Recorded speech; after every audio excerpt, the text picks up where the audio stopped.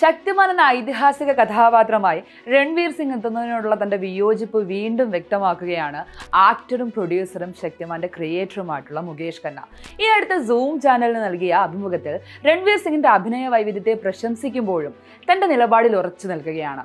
രൺവീറിന്റെ ചിത്രങ്ങളായ Dhurandhar, the revenge എന്നിവയിലെ പ്രകടനം കണ്ട ശേഷം താരത്തെ പ്രശംസിച്ചെങ്കിലും ശക്തിമാനാകാൻ അദ്ദേഹം യോഗ്യനല്ലെന്നാണ് മുകേഷ് ഖന്നയുടെ വാദം. അദ്ദേഹം പറയുന്നത് രൺവീർ മികച്ച ഒരു നടനാണ്, അതുപോലെ അതിശയിപ്പിക്കുന്ന ഊർജ്ജസ്വലതയുമുണ്ട്. അദ്ദേഹത്തിന് ദുരന്തർ ചെയ്യാം, ഗല്ലി ബോയ് ചെയ്യാം, കിൽജിയെയും അവതരിപ്പിക്കാം. എന്നാൽ ശക്തിമാനാകാൻ താരം അനുയോജ്യനല്ല. 4 വർഷം മുൻപ് ശക്തിമാൻ സിനിമ പ്രഖ്യാപിച്ചത് മുതൽ രൺവീറിന്റെ പേര് ചർച്ചയിലുണ്ടെങ്കിലും മുകേഷ് ഖന്ന തുടർച്ചയായി ഇതിനെ എതിർത്തു പോരുകയാണ്. ശക്തിമാനെ അവതരിപ്പിക്കാൻ വെറും അഭിനയശേഷി മാത്രം പോരാ എന്ന് വീണ്ടും വാദിക്കുകയാണ്. ശക്തിമാന്റെ കാര്യത്തിൽ നടൻ എന്നതിലുപരി ആ കഥാപാത്രത്തിന് ചേരുന്ന ഒരു മുഖം കൂടി വേണം. ഉദാഹരണത്തിന് പൃഥ്വിരാജ് ചൗഹാൻ നിൽക്കുമ്പോൾ പൃഥ്വിരാജ് ചൗഹാനെ പോലെ തന്നെ തോന്നിക്കണം. എന്നാൽ ആ സിനിമയിൽ അക്ഷയ് കുമാറിനെ കണ്ടപ്പോൾ അങ്ങനെ തോന്നിയില്ല എന്നും ആ മറുപടിയിൽ മുകേഷ് ഖന്ന കൂട്ടിച്ചേർക്കുന്നുണ്ട്.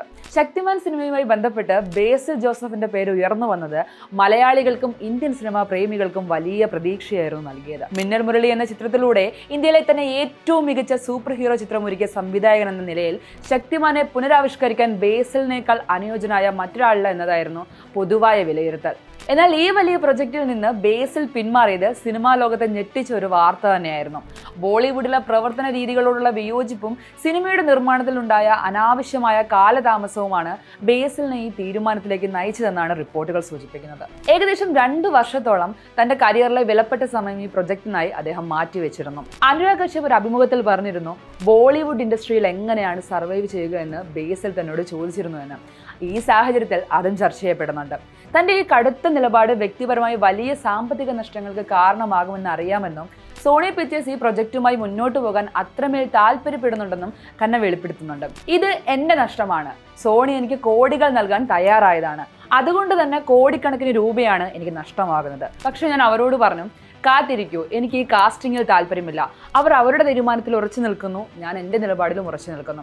അവർക്ക് വേണ്ടത് ഒരു സൂപ്പർ താരത്തെയാണ്, എന്നാൽ എനിക്ക് ഒരു താരത്തെ വേണ്ട.